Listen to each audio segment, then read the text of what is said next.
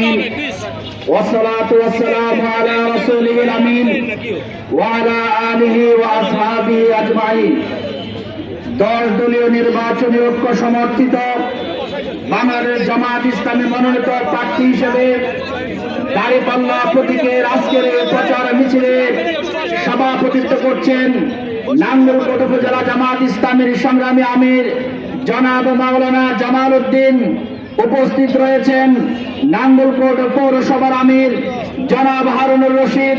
উপস্থিত রয়েছেন বিশিষ্ট রাজনীতিবিদ, সমাজসেবক ও ব্যাংকার, নাঙ্গলকোটের গণমানুষের নেতা জনাব ডক্টর দেলোয়ার হোসেন। উপস্থিত রয়েছেন 10 দলীয় জোটভুক্ত বিভিন্ন দলের সভাপতি, সেক্রেটারি বৃন্দ। উপস্থিত জামাত ইসলামী, ইসলামী ছাত্র শিবির, শ্রমিক কল্যাণ ফেডারেশন সহ অঙ্গ এবং বিভিন্ন সংগঠনের নেতৃবৃন্দ, সম্মানিত আমার প্রাণপ্রিয় নাঙ্গলকোটবাসী, ব্যবসায়ী বৃন্দ, আসসালামু আলাইকুম ওয়া রাহমাতুল্লাহ। সম্মানিত নাঙ্গলকোটবাসী, আমি বক্তব্য দীর্ঘায়িত করতে চাই না। আগামী 12 তারিখের যে নির্বাচন আপনারা জানেন, দুটি উদ্দেশ্যকে সামনে নিয়ে আগামী 12 তারিখে নির্বাচন অনুষ্ঠিত হতে যাচ্ছে। একটি হচ্ছে আমাদের এই বাংলাদেশ আগামী দিনে কোন পথে পরিচালিত হবে, আমাদের সন্তান যারা তাদের ভবিষ্যৎ কর্মপন্থা কিভাবে তৈরি হবে, একটি রাষ্ট্রীয় সংস্কারের মাধ্যমে আদর্শ রাষ্ট্র গঠনের পথে অগ্রসর হওয়ার লক্ষ্যে জাতীয় যে সংস্কার প্রণীত হয়েছে সেই সংস্কারের পক্ষে একটি হ্যাঁ ভোট অনুষ্ঠিত হবে।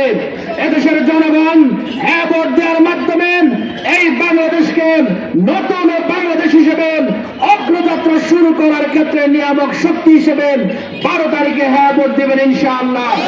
তার পাশাপাশি ন্যায় এবং ইনসাফের প্রতীক, দলীয় ঐক্যমতের প্রতীক, জামাত ইসলামের প্রতীক, আগামী দিনে এই সমাজের, এই রাষ্ট্রের দিন প্রতিষ্ঠার লক্ষ্যে একটি কল্যাণকর রাষ্ট্র প্রতিষ্ঠার প্রত্যয়ে দাঁড়িপাল্লা প্রতীকে বিপুল ভোটে নির্বাচিত করে জামাত ইসলামী সহ দলীয় জোটকে আগামী দিনে জনগণ ক্ষমতায় নিবে ইনশাআল্লাহ। সম্মানিত নাঙ্গলকোটবাসী, আমি আপনাদেরকে আশ্বস্ত করতে চাই, নাঙ্গলকোটে প্রতিহিংসার যে রাজনীতি ছিল, গ্রুপিং এর যে রাজনীতি ছিল, হানাহানি মারামারি কাটাকাটির যে রাজনীতি ছিল, আমরা যদি আল্লাহর মেহেরবানিতে জনগণের ভোটে নির্বাচিত হতে পারি, আমরা আপনাদেরকে আশ্বস্ত করতে চাই, জামাত ইসলামের দ্বারা অন্য কোন দলের কোন নেতাকর্মী নিগ্রহের শিকার হবে না। এই নাঙ্গলকোট থেকে হানাহানির রাজনীতি, হামলা মামলার রাজনীতির কবর রচনা হবে ইনশাআল্লাহ। আজকে আমরা স্পষ্ট ভাষায় বলতে চাই, সন্ত্রাসের বিরুদ্ধে, চাঁদাবাজির বিরুদ্ধে, দখলবাজির বিরুদ্ধে, টেন্ডার ইফতিজিংয়ের বিরুদ্ধে, মাদকের বিরুদ্ধে আমরা যে লড়াইয়ে নেমেছি, আগামী 12 ফেব্রুয়ারি দাঁড়িপাল্লা প্রতীকে বিপুল ভোটে নির্বাচিত করে সেই লড়াইয়ে আমরা বিজয় হব ইনশাআল্লাহ। জামাত ইসলামের আমির ডাক্তার শফিকুর রহমান বলেছেন, আগামী দিনে আমাদের একটি লড়াই রয়েছে, সেই লড়াই হচ্ছে দুর্নীতির বিরুদ্ধে লড়াই। আমরা দুর্নীতি করব না, আমরা কাউকে দুর্নীতি করতে দেব না ইনশাআল্লাহ। আমরা চাঁদাবাজি করব না, আমরা কাউকে চাঁদাবাজি করতে দেব না ইনশাআল্লাহ।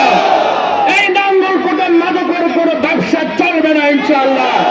সম্মানিত নাঙ্গলকোটবাসী, এই রাষ্ট্রের, এই সমাজের নাঙ্গলকোটের লালমাইকে একটি সমৃদ্ধ জনপদ হিসেবে গড়ে তোলার লক্ষ্যে রাস্তাঘাট, ব্রিজ, কালভার্টের টেকসই উন্নয়ন, নাঙ্গলকোট লালমাইয়ে ফায়ার সার্ভিস নির্মাণ, আমাদের বুক চিরে যে রেল লাইন চলে গিয়েছে, ট্রেনের সকল সুযোগ সুবিধা নিশ্চিতকরণ, গ্যাস লাইন স্থাপন থেকে শুরু করে এই নাঙ্গলকোট লালমাইবাসীর অবহেলিত জনপদের উন্নয়নে ইনশাআল্লাহ আপনাদের খাদিম হিসেবে সবসময় নিবেদিত হিসেবে আমাকে পাবেন ইনশাআল্লাহ।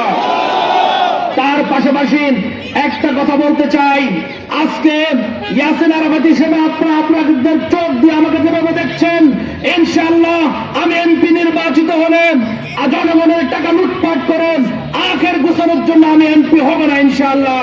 বড় একজন এমপির জন্য রাষ্ট্র যে বাধা বরাদ্দ করে, আমি সেই বাধা পর্যন্ত জনগণের কল্যাণে ব্যয় করব ইনশাআল্লাহ। সুতরাং এদেশের জনগণের ভালোবাসা নিয়ে, সহযোগিতা নিয়ে, ব্যালট বিপ্লব সাথে নিয়ে আগামী দিনে নতুন নাঙ্গলকোট কোট লালমাই গঠনে আমরা অগ্রসর হবো ইনশাআল্লাহ। আমি আমার প্রতিপক্ষ বন্ধুদের প্রতি আহ্বান জানাতে চাই, যারা আমার প্রতিপক্ষ, আমি প্রতিপক্ষের দৃষ্টিকোণ থেকে দেখতে চাই না, আমি বন্ধুর দৃষ্টিকোণ থেকে দেখতে চাই, আমি ভাইয়ের দৃষ্টিকোণ থেকে দেখতে চাই। আসুন, প্রতিদ্বন্দ্বিতা নয়, আমরা পরস্পর সহযোগিতার মাধ্যমে এই নাঙ্গলকোট লালমাইকে গড়ে তুলে, ঠিক আছে কিনা? এবং তাহলে দাঁড়িপাল্লার পক্ষে একটা স্লোগান হবে, সবাই রে আগামী দিনে ন্যায় এবং ইনসাফের কোন প্রতীক আছে?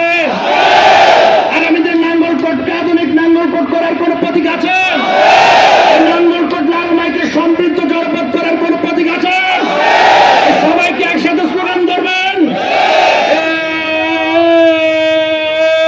কোন সব প্রতীক? সবাই মিলে জোরে জোরে 12 তারিখ নির্বাচনে দেখিয়ে দেব 10 জনের